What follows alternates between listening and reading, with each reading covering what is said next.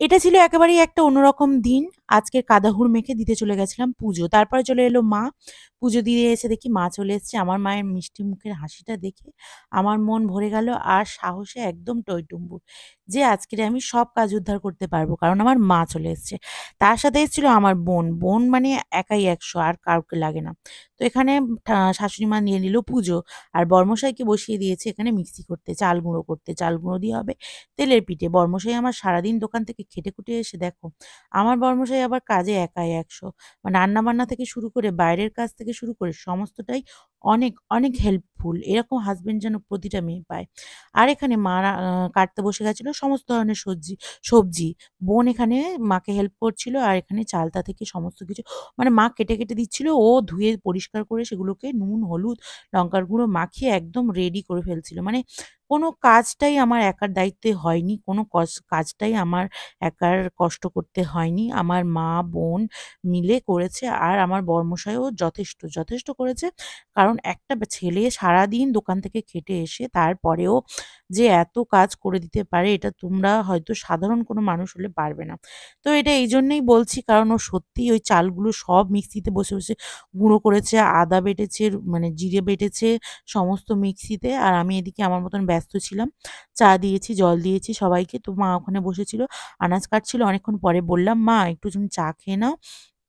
চায়ে কোনো দোষ নেই। একটু চা খেয়ে আবারও মানে যেগুলো কাটাকাটি বাকি আছে ওগুলো করবে। তো সবাইকে চা করে নিয়ে এখন দিয়ে দিচ্ছি বর্মশাইয়ের জন্য, মায়ের জন্য, বোনের জন্য, শাশুড়ি মায়ের জন্য, সবার জন্য এখানে চা বানিয়েছি। চাটা বানিয়ে সবাইকে দিতে চলে যাচ্ছি। আরেকটা কথা বলে রাখি, তারপরে যখন মিক্সি-ফিক্সি হয়ে গেছে মানে করা, তারপরে আমার বরমশাই বসে, বসে মাছ ভাজা, সমস্ত ভাজাভুজি, সমস্ত সবজি সমস্ত করেছে। আর লাস্টে ও মানে পুঁইশাকটা একটু বসিয়ে দিয়ে আদা সিদ্ধ মতন হয়েছে ও তখনই চলে গেছে। আর পারছিল না কারণ তখন ভোর ৩:৩০ বেজে গেছিল। আমাদের রান্না হতে, হতে ৫:৩০ বেজে গেছে। পুরো সকাল হয়ে গেছিল। সবাই উঠে গেছিল। আর এখানে বোনকে, মাকে সবাইকে চা বিস্কুট দিয়ে দিয়েছি আর মুড়ি দিয়েছি। আর কারণ ওরা সেই দুপুর ১টা কি ১২টা-১টা এরকম খেয়ে বেরিয়েছে। আর এখন বাজে রাত ৯টা মতন মানে কেউ কিছুই খায়নি। তো সেই কারণে একটু মুড়ি, বিস্কুট, চা এইসব দিয়েছি আর কিছুই না। কারণ বাইরের জিনিস সব আমিষ, ডিম-টিম দেওয়া রোল-টোল আনলে ওগুলো খেতে পারত না। সেইজন্য নিরামিষই দিয়েছি। আর এখানে আমি একটু চা খাবো বলে বসেছি। কেননা অনেক খাটাখাটনি হচ্ছে আজকেরে আমি ভাবলাম একটুখানি সবাই চা খাচ্ছে, আমিও একটু চা খাই। আর এখানে নুন-টুনগুলো শাশুড়ি মা কেটে রাখছিল। আর আমি এখানে বসে পড়েছি। তারপরে মা এখানে চা, মুড়ি এইগুলো সব টুকিটাকি খেয়েছে আর কিছুই খায়নি। তো সারারাত আর আমার বোনের ছিল সোমবার, ও খায়নি মুড়ি। ও শুধু একটু চা খেয়েছে আর ২ টো বিস্কুট খেয়েছে। কারণ ও সোমবার চালের জিনিস একদম খায় না।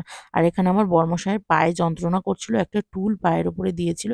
আর বলছিল, "দেখো আমাকে তুমি কত কষ্ট করাও।" সত্যি বলতে ছেলেটা সত্যিই হেল্পফুল। মানে এরকম স্বামী যেন সবাই পায়।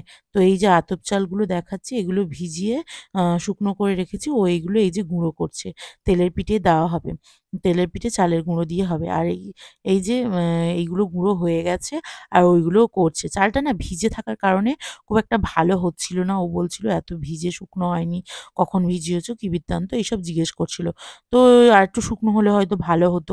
ভালো হয়নি। যাই হোক আর আমার মা দেখো সবজি একাই ১০০ আর একগাল হাসি দেবে সমস্ত কিছু মানে ভুলে যাওয়ার তাল। দেখো আমার মা মানে কি বলবো সমস্ত কিছুতে একদম পরিপাটি, পারদর্শী। যদি বলো মাকে বলছো সত্যিই তাই। কারণ আগে ছোটবেলায় দেখতাম আমাদের বাড়িতে রান্না পুজো ছিল না।